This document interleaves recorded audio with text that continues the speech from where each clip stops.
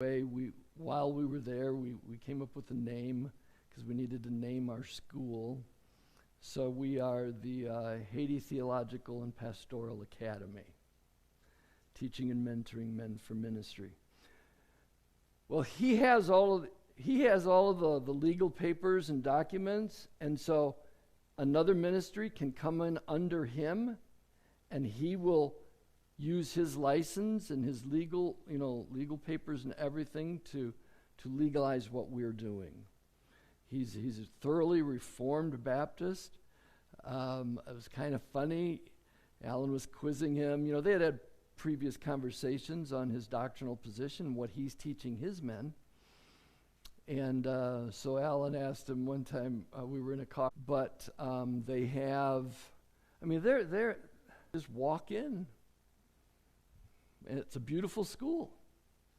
This is a computer room, regular, typical classroom. Because of the climate, a lot of it is, open air. And so this is a hall. He's building a kitchen. And then when that's finished, off to the right, they're going to build a large pavilion so the students can have a place to eat, and they can have outdoor classes and things like that. And he's just raising money. And when we questioned him, we thought he had lots of money coming in, I put them on his knee, and I spoke to them about that, and they don't have parents, but they have God as their father. And there's, kids messing around all the time, but they're doing a work. So this is when we were heading to church. This is how we got there. Robinson stepped out to get the picture. We have Noah driving, and there's nothing there. He's just him and some other guys with a pickaxe and shovels and digging up the rocks, and they're making a road. And that's the road that runs through the mission, and they took some trees and built a little hut. That's where we slept, in the building that's there now. And just out of nothing, they built a mission. And there's some pictures, you see all the trees. And they walked and planted churches, and, they gave the gospel to people.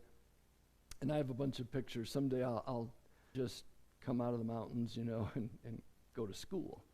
And so they have conferences during the year. One of the conferences is in August, and he has invited me to come back if I would like to speak for a week in their conferences. And their conferences really are training conferences for pastors who are just barely literate. A lot of them can't even read. But they study the Bible, and they want to be taught because they feel that God wants them to teach in the churches. And so he has these three. Also been invited to preach in some of the churches. This is a picture of, you've seen these pictures before. This is Noah Minner and his wife Marcy, and they were there for 3 or 4 years. They've come back now to go back as missionaries. And so they'll be going back maybe even later this year or early next year. And then his family, most of his family are members in Al's church in Springfield. And so they feel that God would have them go back with the Minners when they go back. So they're both preparing to go back to Haiti. Let's see. Prayer requests, Alamark as we teach, safety as we travel, spiritual growth of our students, the spread of the gospel and church growth in Haiti, financial support. It does take money to do this. We'd also like to provide them with materials, and we have that ongoing problem of getting English materials into Creole, but we're trying to work on that and made some progress in that area, but we do need financial support. And then the continued preparation for Noah and Daniel, and that's it. So let me open it up for some questions. If you have any, I'll try to answer them. Any questions? Chris, I saw your hand up earlier, and I... Yeah, I do. Have a question. Mm-hmm. What's the name of your new school, the new institute? Haiti Theological and Pastoral Academy. Okay. Haiti Theological and Pastoral Academy.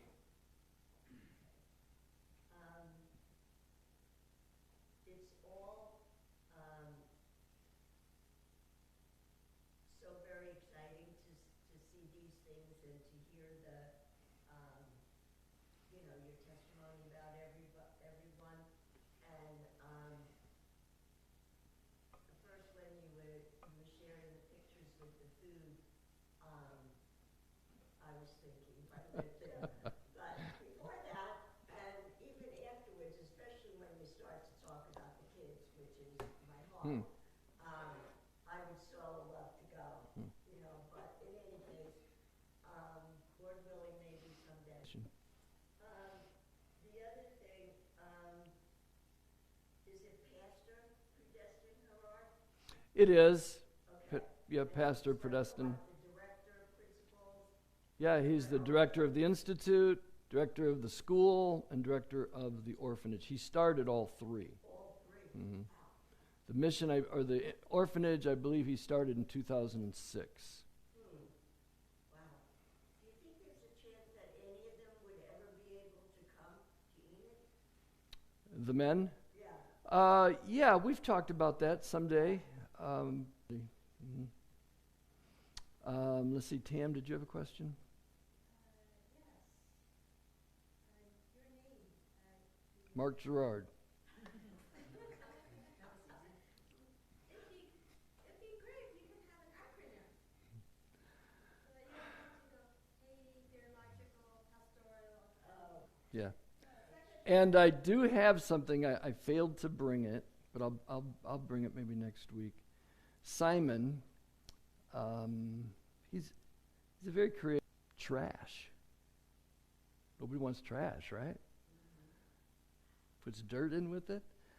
He turns it, makes compost. When we were there, he had maybe 100 bags. Mixes his compost in it and grows really beautiful produce.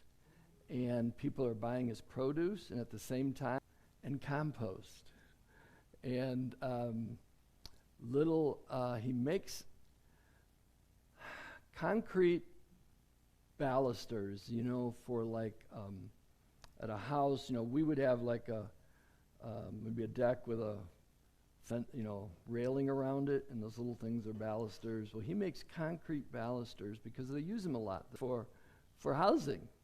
And he's working on a contract with an architect who designs homes and buildings, but he said you'd have to have at least 300. You'd have to have a variety of sizes, and so he just while we were there, he went to Port-au-Prince on the tap, which is the bus. It's a tap because that's how you let them know when you're going to stop. You tap. So they call it the tap. If you ride the motorcycle, it's called a moto. But anyway, he takes the tap down to Port-au-Prince, gets supplies, and so now he has 2 more sizes. Simon. Yeah, one of the men in our class. Sell them, on the street and some of their souvenir shops. And so he came with, the last day, he brought 7 napkin holders, that sit on a counter, and we flattened them out, so that we could get them in our